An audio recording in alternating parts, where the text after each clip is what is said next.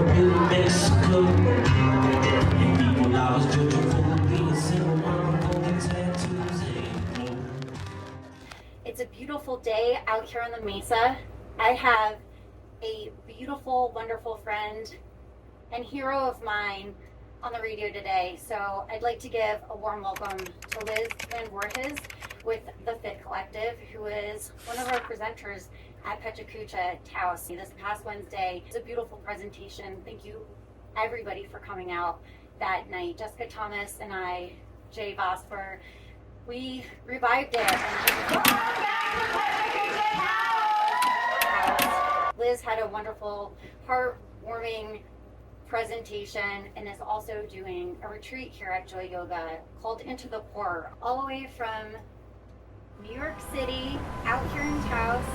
This is Liz's second visit to Taos, and with the discussions for today, we are diving into mindset, meditation, facing challenges, and living the life that you wish existed, and really getting to that center point of yourself and connecting with self and love. Well, Jay and I on the way over talked about not crying during this set, and I'm trying very hard not to. It's very reminiscent to me of a particular time during COVID, at the beginning of COVID, living in New York, and I was one of the first people to teach virtual fitness classes and create community that way. I just want to say I'm so proud of you and grateful for Taos for accepting you into the community. Thank you for having me. Thank you, Liz. I always have to give my biggest thanks to Taos for the gigantic hug that welcomed me back here after 25 years. But this isn't about me. I really want to get into how you got to where you are today, which really comes from where were you born and raised, and what did childhood look like? From the beginning, okay. I was born actually outside of Eugene, Oregon, and I don't remember it. We left when I was a baby, but hippie parents and my family moved to Atlanta before I started school, moved up to upstate New York, back to Atlanta all before my kind of school time began. And let's see, what was childhood like? I was one of four girls, the oldest of four girls, was ambitious and entrepreneurial, a very young age. I remember around the age of 8, I created spin art, where you like squeeze paint onto a spinner, and decided that it was so fantastic that I could sell it on the street. Where other people had a lemonade stand, I had my own art stand. I was always coming up with ideas and plans and businesses from a young age. What was the music that you grew up with? I know just a little background. I've known Liz for almost 10 years, and it was through a cycling fitness class in New York City. The music was totally motivating, and it was not just the music, it was you that inspired the class and why it was always filled. It was hard to get into Liz's class. You had to sign up in advance in order to get in, but the playlists were so phenomenal, and we'll get into who you are now, but I think even back when, as a fitness instructor, music really influenced you.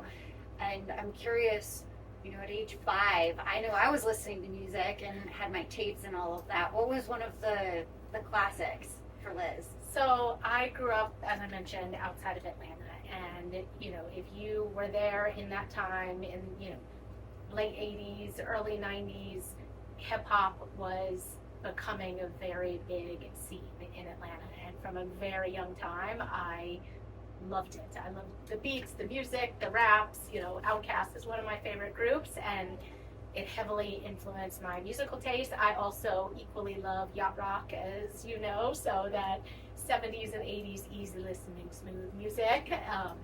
And it's actually why I started teaching fitness, because I was in college and taking fitness classes and knew my playlist could be better than the teachers that I was taking from, and that was the main motivator for me to start teaching. I didn't realize yacht rock was, I love the concept. What was setting your soul on fire back then? It's such a great question, and I was not one of those kids that knew from a young age, I want to be a doctor, a lawyer, a firefighter. Ironically, in a journal that I had in 4th grade, I wrote I wanted to become a doctor and cure diabetes. which is foreshadowing because at the age of 15, I was diagnosed with type 1 diabetes. So, professionally, I aspired to or emulate Katie Couric. She was at the time a hero and a mentor of mine, and I didn't necessarily know I wanted to do journalism, but I knew I wanted to talk to people and tell stories. So that was clear from an early age. And then after, I knew in high school my biggest aspiration was to get far away from home. That was really my goal, to be able to take care of myself, get far away from home. I went to college at Knce University, and similarly, I didn't declare a major until the last possible second because I just didn't know. I studied communications, which, if you know me, you know that's something that has really shaped my life professionally, and so I'm grateful for that. But I started working at the Gap, just my favorite store at the time. In high school? In college. In college, when you were in college. My first summer home. And never thought it would be a profession, and then ended up doing an internship while I was in college and moved to San Francisco and worked for Gap Corporate. That's kind of how my career started, all from folding blue jeans. I have to ask, what prompted the diabetes inspiration from when you were, did anybody in your family have it? No, and it's funny because I don't have that memory, but when I was looking back through, after my mom's passing, when I was looking back through old childhood items, I found this journal and saw that. Wild, right? That is wild. Very, very fortuitous of where you have taken this post-graduation. Talk about what that looked like in your 20s. Yes. So at the time, I was a young college graduate. I was 21, and at the time there were pre-existing condition clauses in health insurance. So I had to have health insurance the day I graduated college. So my goal was not, I want this kind of job or career. It was, I need a job that gives me health insurance so that I can have the medication and supplies that I need to survive and to thrive.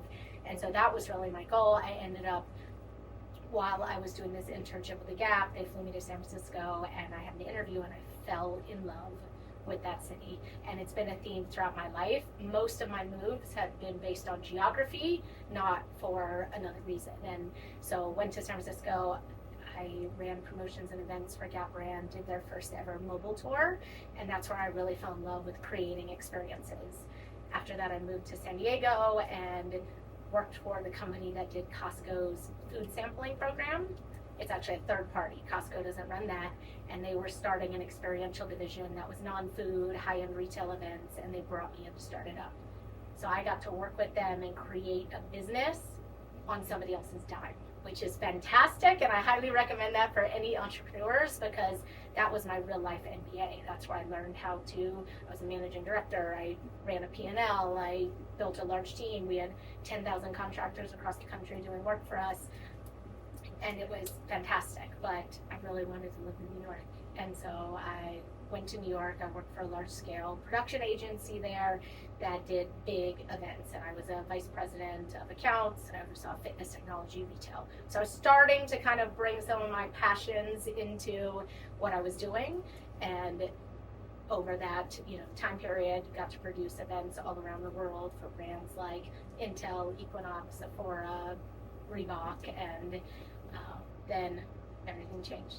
How did you discover that you had type 1 diabetes? Is this a genetic autoimmune?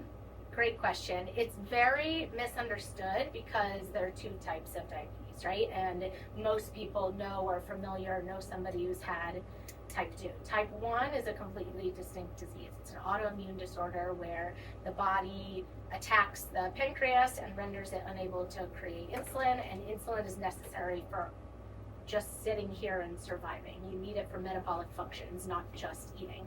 And it was spring break my sophomore year, and I had become really thirsty. So I couldn't get through, a 30-minute television show without needing to go to the bathroom and without having to have a drink. And we had gone to the really exciting location of Williamsburg, Virginia, colonial Williamsburg, Virginia, when I wanted to go to Florida with my friends. And thankfully I had a very overprotective mom. And we were on that trip. It was a road trip. I was having to stop, every 30 minutes to go to the bathroom. And by the time we got there, I just had no energy. I could barely walk. My mom called our pediatrician and said, take her to the emergency room right away. And when I got there, was tested, and they were trying to find out what was wrong. I had the highest blood sugar they'd ever seen on an alive person at that time. My blood sugar was 1,200, and normally it's between about 70 and 130.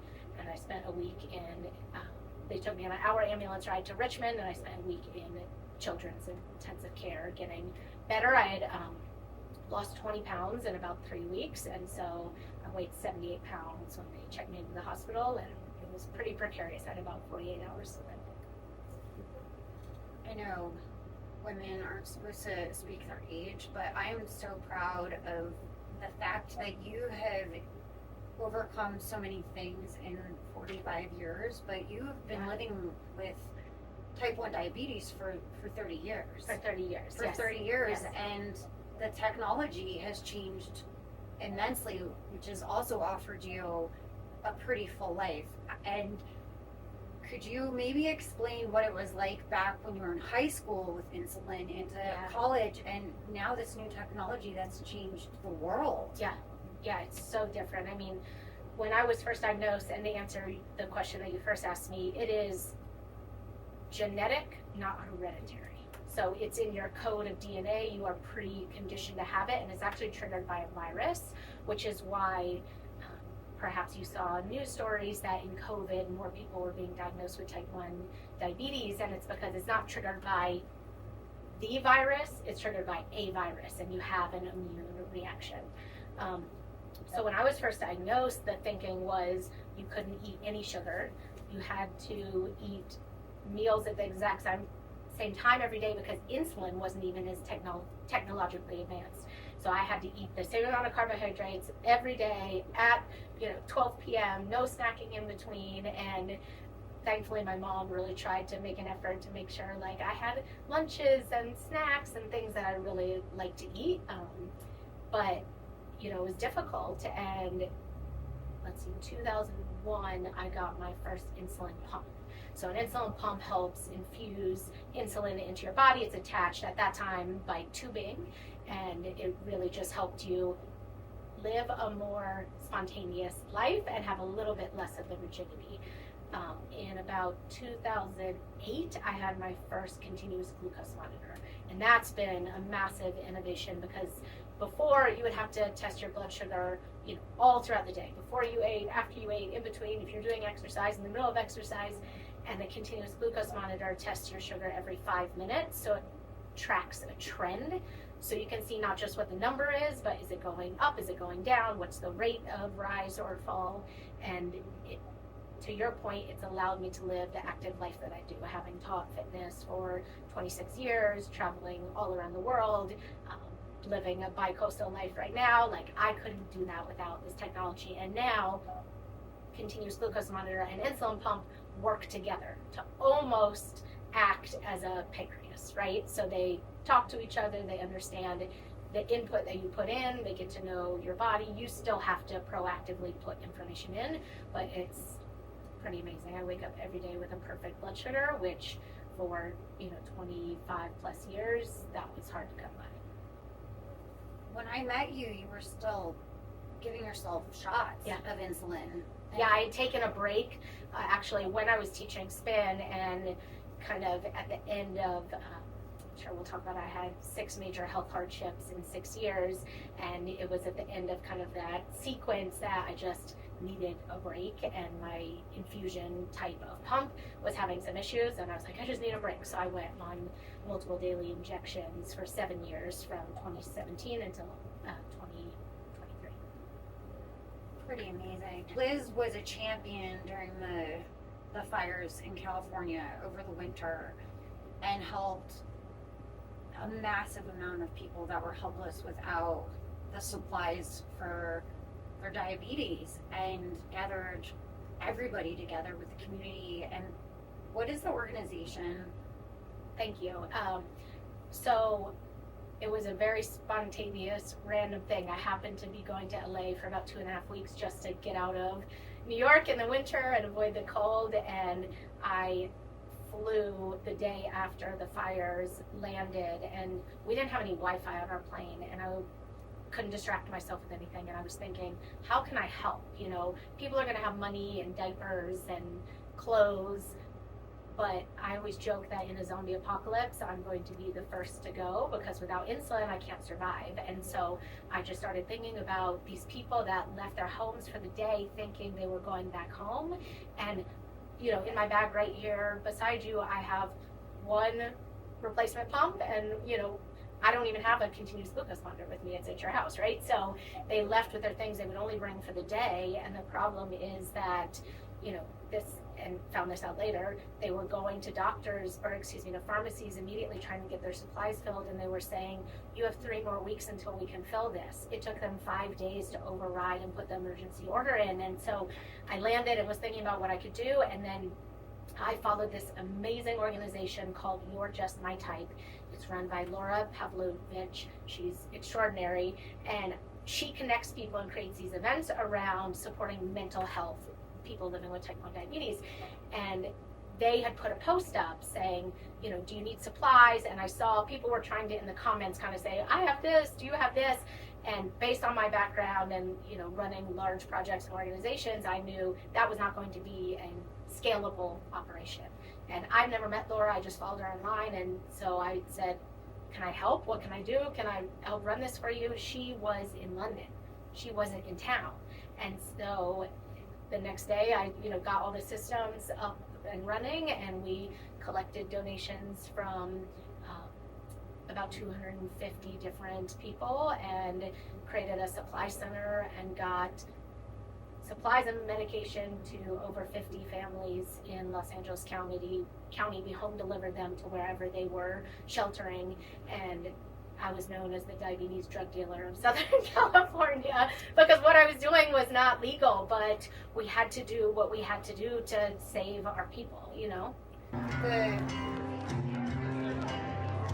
Is wellness your top focus with all of the platforms and companies that you work with? I'd love to hear, and I think everybody else would too, is when you said my client was Chick-fil-A, I was thinking, how does that relate to wellness? So I think I have to back up a little bit to explain. So in 2011 was the start of 6 major health hardships in 6 years. So I had hip surgery followed by a blood clot that was a complication from the surgery.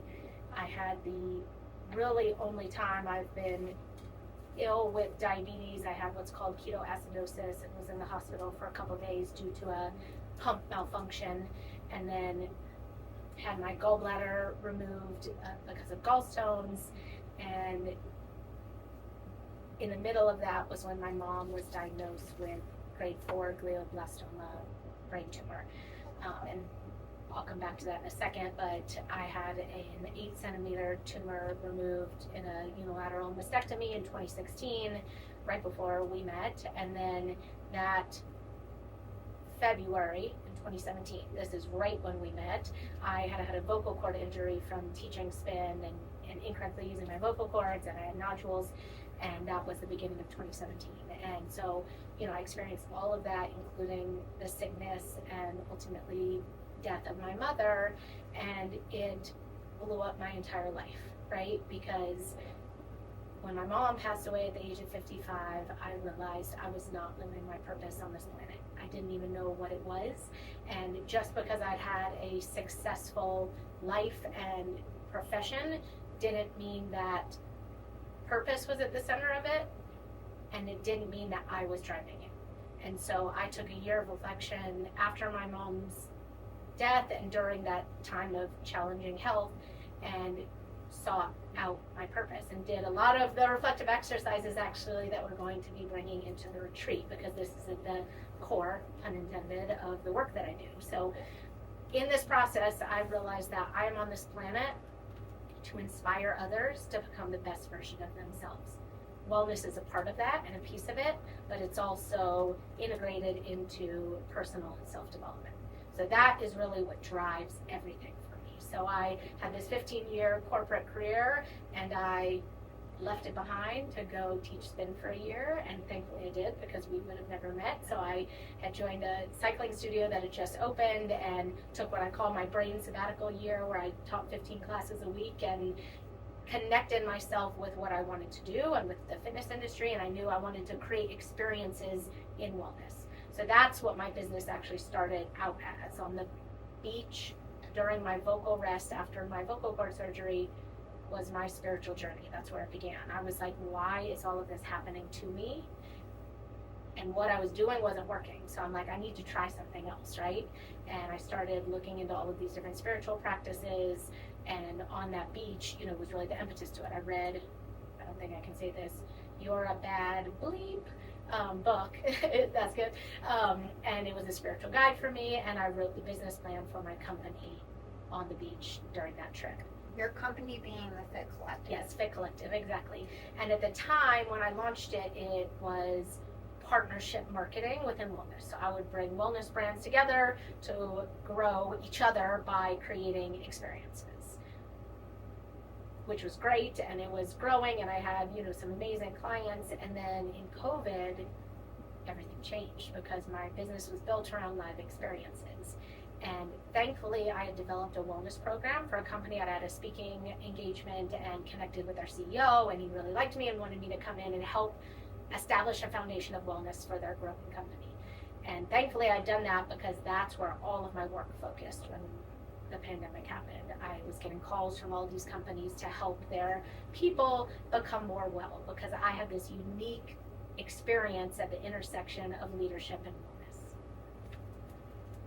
When COVID happened, you bought a car and you drove across the country. Yes. I got to say, I drove through Jersey, and when I was in Jersey at Yeah, the time, yeah. and went all the way out to California, probably for a quality of life change, right? With, Yeah. I would imagine living in New York City with diabetes and not being able to walk outside was really hard. yeah, it was. And this is kind of the beginning of the intentional design of my life. So in 2017, when I launched my business, I launched it in New York and LA. I had no business launching a business in two places. I didn't really know the wellness industry there, but I knew if I could offer two of the top cities for activations for clients, that it would be advantageous. But more importantly, a lot of my friends were in California, and I really wanted to be able to see them more frequently and soak up that lifestyle. And so, I knew I could always fail and pull it back and just focus on New York, but that's what I did. And so I spent a month in Los Angeles for work every month. Obviously, when the shutdowns happened in COVID, that changed. And, I was very conservative about my care during that time, because I had a blood clot, I have autoimmune diseases, I just didn't want to take a chance. And so I was very isolated and had some fun in the summer. We were kind of let back out, you go outside, it was nice weather, but then I knew we were going to be back inside. And I know for my wellness, my mental health, to be able to thrive, I need to be able to go outside, I need to be able to exercise, I need to be able to see people, and I wouldn't do it indoors at that time. And my best friend had been diagnosed with breast cancer, and so and they were out there, her and her husband had just moved to Los Angeles and didn't know anybody. So those were the factors, all with health as a driving factor, because that's my number one value. My values are very clear: health, creativity, pleasure, friendships, responsibility, but health is the number one. And so I had this idea, I'm going to go to LA, at least stay out there until the vaccine, and I bought a car because I wasn't going to get on a plane, and I drove across the country with a stop at Jay's place in Jersey at the time, and I bought a national parks pass, and I planned to hike along the way and kind of have this adventure, and it was amazing. And I ended up staying in LA for about 3 years. Now that you're back in New York, a lot has also shifted through Thailand and that experience. And if you could just bridge that gap Yeah. of what sparked your first trip to Thailand, and how are you relating it to these experiences now? Absolutely. So I said this in the Pechkucha, but anyone who knows me knows Thailand is about a third of my personality. It's going to come up one in every 3 sentences, but for a good reason. So I had mentioned that I had started doing this corporate wellness work, during the pandemic. But when things opened up, the partnership stuff came back. I had secured a lease on a space that I created a production studio for the wellness industry in Culver City. And so, I was had the spoke and all of these, or I had the hub and all these spokes that were coming off of it. And decided right before I came back to New York that I really wanted to transition my business to being fully corporate wellness. That was an audience that I could really impact. And I don't want this to be controversial, it may be, but I was just seeing some grossness in the wellness industry, because what I do is very authentic and for good reason, and I believe in living a healthy lifestyle. Trust me, I like to have fun, but I was just seeing a lot of performative wellness, and so what I didn't want is to help these brands grow that I no longer believed in, right? And so this kind of corporate audience, this person that is professionally working every day to pay their bills and needed support, and these companies needed to know how to support us in this world that had changed so much in the pandemic, and our work lives changed. And I had gone on my first trip to Thailand in 2017. I went on a solo trip because I'd gone to a friend's birthday in Bali, her 40th birthday. My amazing friend Lindsay, I love you. She had a group of girlfriends, and I was like, I'm not flying all the way here and just staying here for a week. I gotta go somewhere else. And it was my first really big trip by myself, and I fell in love with solo travel and with everything about Thailand, with the food, with the people, with the spirituality, and with the adventure that still felt safe. And so, my plan was, how often can I get back here? And I went again in the beginning of 2020. And then as soon as it opened up, I went in 2021. Like literally the day Thailand opened up, I booked my plane ticket. And then I went when I was having a really challenging time at the end of 2023. I just moved back to New York. My production studio had closed, and I was, feeling this failure in my business and needed to get to the source. And for me, I was like, I need to go have a spiritual experience in Thailand to restore myself.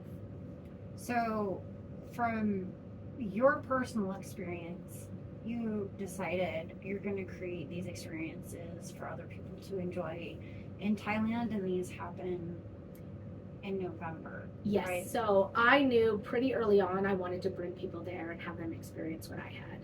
And so I hosted my first retreat in Chiang Mai last November, and it was amazing. And the focus was really 3 parts. Part wellness experience. So I teach classes while we're there and introduce everybody to other wellness experiences locally. And we also had a sound practitioner that was there. Part cultural immersion. What is it like to live in the culture, to taste it, to feel it, to experience it? And then part personal development. And the focus is, what is the next chapter of your life? I have met so many people in my personal circle and otherwise that are questioning or don't have a clear vision of what the next chapter is or how to get to it. I'm inspired by you. I hope to get to Thailand as well. I'm very grateful that you are leading a mini version of one of your retreats on Sunday. This is Lady J with your Daily Tea. Thank you so much for tuning in to Knce True Taos Radio. Slow down town, Lord, Mexico.